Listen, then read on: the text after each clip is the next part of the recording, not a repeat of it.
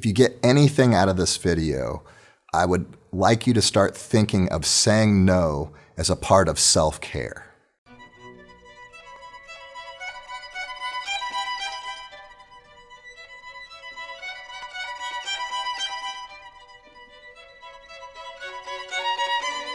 This is a channel intended for orchestra teachers, which means that you're probably an orchestra teacher yourself.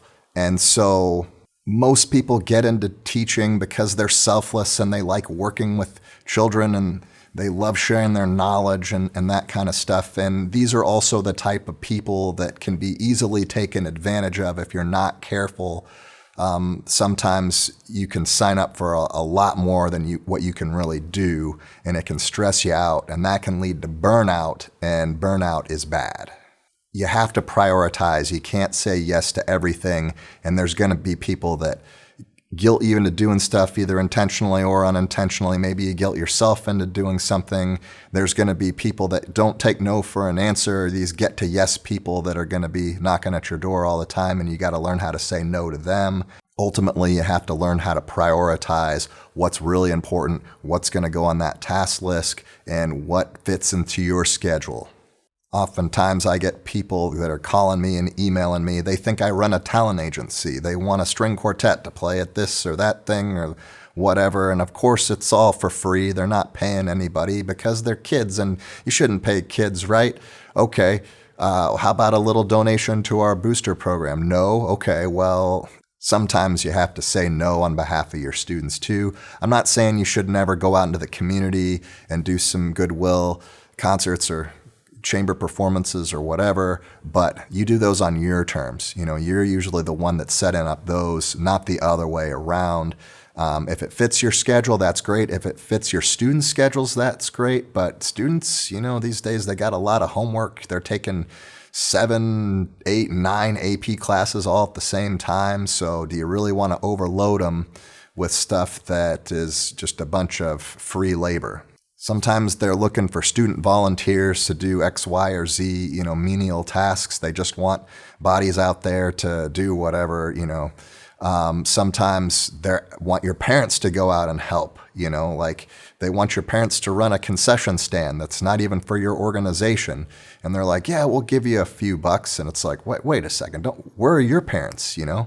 And then don't even get me started on these fundraising people. I don't even know how they get into the school, but they show up unannounced, unsolicited, and, you know, trying to get you to sell lollipops or cookie dough or whatever.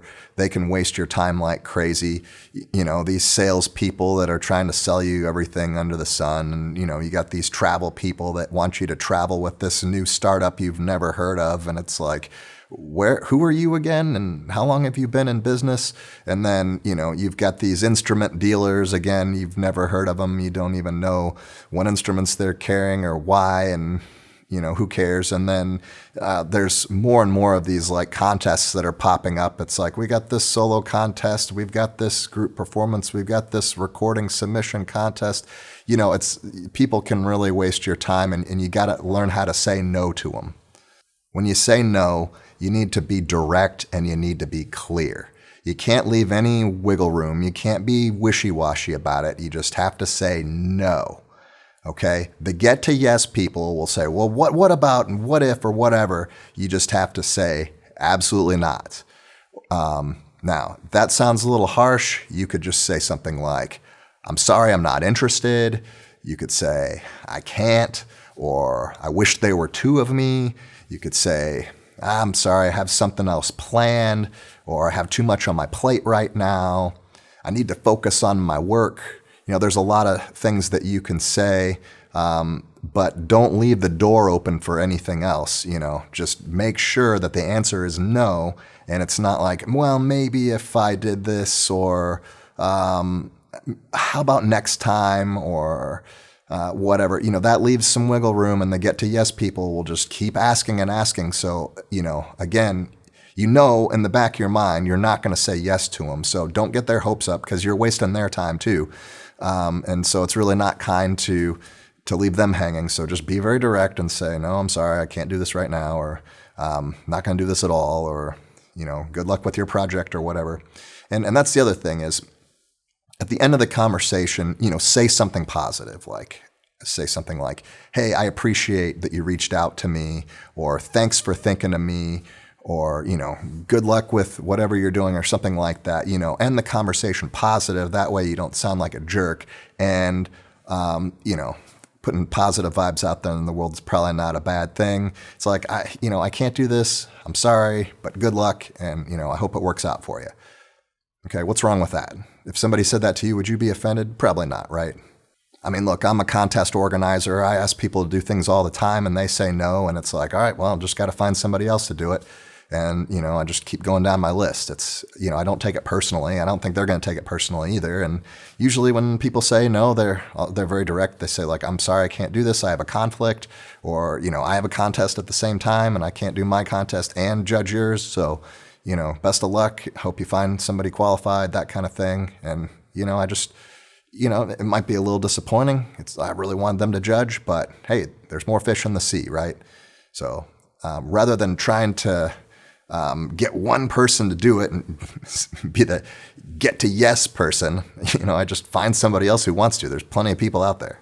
I'm a firm believer in having a schedule planned out, okay? And when I'm trying to decide whether or not I want to pick up a gig or volunteer at this place or do whatever, I make sure it fits my schedule, okay? If it doesn't fit my schedule, I'm going to have to take something out of my schedule, okay? I'm not going to try to squeeze it in, because then I'm not going to do the thing that's already scheduled that I already committed to well. And so I got to choose one. I also have to think about the return on investment, I'm going to put in some time into this. What's the result going to be like? Is it going to be something that's meaningful and impactful? Is it something that probably somebody else could do? Is it trivial? What is the return on investment? That's one of the ways that I help make decisions for myself, is trying to figure out the size of the impact versus the amount of time I'm going to spend on the project. When you say no, you think you might be letting somebody down, and that might make you feel guilty. But what I want you to think about is the burnout. And burnout is real. And if you make your schedule too extensive, teaching is no longer fun anymore. And I just think of all of the teachers that I know, all the orchestra teachers that I know, that resign within the last year. And it's a bunch of them. And so would you rather let one person down by saying no? Or what about all the years of future students then that you're going to let down by leaving the profession if you get too burned out to teach? So again, I'm going to end the video the way I started it. Saying no is about self-care. Okay, you got to think about yourself too. And if you say yes to everything, you're not going to last very long, because I'll say it again, teaching is a marathon, not a sprint. So you got to pace yourself. You're going to have to say no every once in a while. Be direct, be positive, and they'll appreciate it. All right, we'll see you in the next video.